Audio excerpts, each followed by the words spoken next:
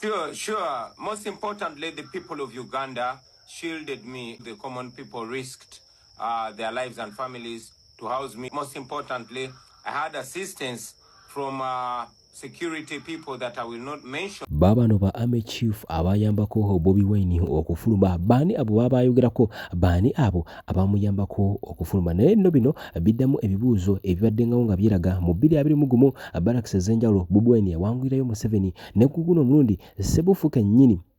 embuya ono gwe basibye gwe bakata eyakulira Electoral Commission mu NUP ye bakubiddeyo akalulu mu Barracks ezo ate buli awo nembuya awo wennyini we balondera abasirikale abasinza kiki kikulaga mu video muno njagala omanye lwaki Bobi Wine influence ayina message y'abana Uganda message eyo eriki security people that I will not mention from within the regime who are not in agreement with the way our country is. Robert Kyagulanyi Ssentamu president waffe buli lwayogera waliwo message gyawa bannansi ne bannayuganda bangi temunnagitegeera mulyoke mwongera okugitambuza ennyo. Emirundi Robert Kyagulanyi Ssentamu gye yakoogera bukyanga ava mu ggwanga lya Uganda ategeeza ensi nti asiima nnyo abantu abamukweka abarisikinga yali risk bw'amaliriza abantu abamukweka Robert Kyagulanyi Ssentamu asiima n'akutegeeza nti bwe yali tannava mu kugenda mu kwekweka waliwo aba security abajja ne bamubagulizaako nti munnange bakunoonya okukolako obulabe era aba security bano tebaakoma bukomi ku kumuwa mawulire aga amalungi baafaayo ne basala amagezi ag'okumutolosa okumujja mu kifo ekyo we yalifunidde obuzibu. Statement eyo buli waayogedde agiddamu nga lwaki agiddamu akikola kagenderere okuddamu ebibuuzo by'abantu bangi bye badde babuuza. Abantu babadde boogera nnyo wano mu Uganda tosobola kujjako gavumenti nga mu bitongole bye b'okwerinda tolinaayo bakuwagira.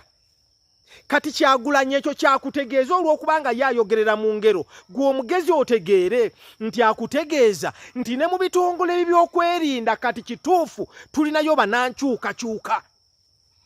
abatuuse okuwulira amawulire ag'okukola obulabe ku pulezidenti waabwe ne bavaayo ne bajja ne bamubagulizaako ne batakomaawo ne basitukiramu ne bagamba katukutambuze tumekinge sure nti oli safe. Kyakutegeeza kati iwe toida kulinda Henry Maganda ndidenze nkukobe tambuza message eno no iwe bamu bwabu bimagezi oba munankyukakyuka otambuze message eno etegeeza abantu bangi mu Uganda bategeeze Kyagulanyi kyategeeza buli lwaida okwogera n'ayogera ku bantu ababebika ebibiri. Kituufu tekisoboka si kyangu kukyusa gavumenti nga temuli munda mu gavumenti bakuwagira ekyo kituufu. Olaba abasajja bana babiri benkuteekeddewo ono Jeje Odongo ono Katumba Wamala Jeno Museveni mubadde mwewuunya abasajja abali 27 bokka basobola batya okusuula gavumenti yalina amagye omutwalo gumu mu kakaaga bo kye bakola kyali kimu bayingira mu basajja abali mu magye ebiseera ebyo ne bafunamu emikwano ne babawa mission nti beera muno naye ng'oli wamu naffe. Kati nga bafuna omuntu ali mu kifo ekiri sensitive ekisalawo abasajja abo okulumba Barracks yasookera ddala olutalo okulutandika ekabamba ono Jeje Odongo ye yali intelligence officer owe Barracks eyo nga yalina okutegeeza abajjaasi bonna mu Barracks eyo nti bannange tulina obuzibu waliwo abalabe benda babajja mu kifo ekyokutegeeza Jeje Odongo akaseera ako bakama be n'abalwanyi ye yasigalanga ate akaseera akayogera n'abayeekera bategeeza mujje bwe muti sawa bweziti emundu ziri mu kifo gundi bweliwewe wano temukuba wonze wendi era ekyo abayeekera bwe bajja ne bagwamba Barracks yeekabamba abali abatono bwe batinga amagye gonna mwegali babagwako anaweya ne bafuna emundu. Jeje Odongo w'omunda ye yakikola bwe kyamala kino okubeerawo ne bakwata Jeje Odongo ne bamutwala gwakulya mu nsirukwe ne bamusiba eruzira. Jeje Odongo okuva mu luzira okuva 1981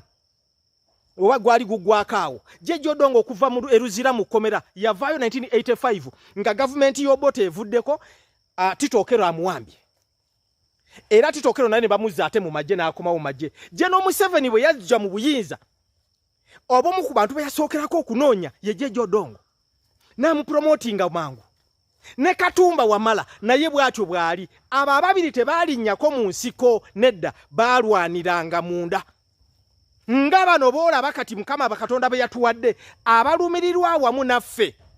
nejje no Museveni bano nabo bwe balumirirwanga awamu ne bannayuganda ebiseera ebyo Katumba nejje Jodong. Ebintu ebyo byaddala byakumanya na kutegeera wabula mu video muno ongenda kulaga lwaki Anita Among naye obuyinza abomuli wala video ne kyali mpanvu oyongera okulaba. Assalamu alaikum wa rahmatullahi wa barakatuh. Yenze Haji Arun omusomi w'edduwa asangibwe Bulumaji ku luguudo lw'Ejjinja kola ku bintu ebyenjawulo ng'emuli endwadde zitawaanya abantu ababulijjo kola kwabo bonna abalina ebizibu mu mukwano bw'oba olina ebizibu mu mukwano jangu gyendi neeyonera nsobole okumalira ensonga kola ku mikisa egy'emirimu nkola kwabo abaagala okugenda ebweru muntu nk'okozesebwa amajiini okozesebwa saitwani ebyo byonna mbikolako osobola okukozesa ennamba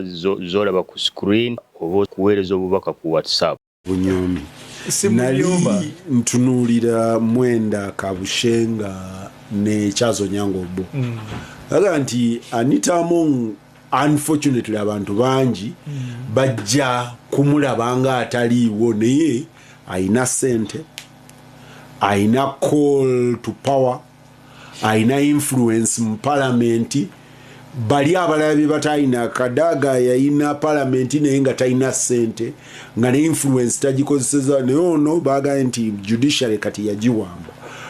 parliament agiina mu nsawo both sides mu government ne mu opposition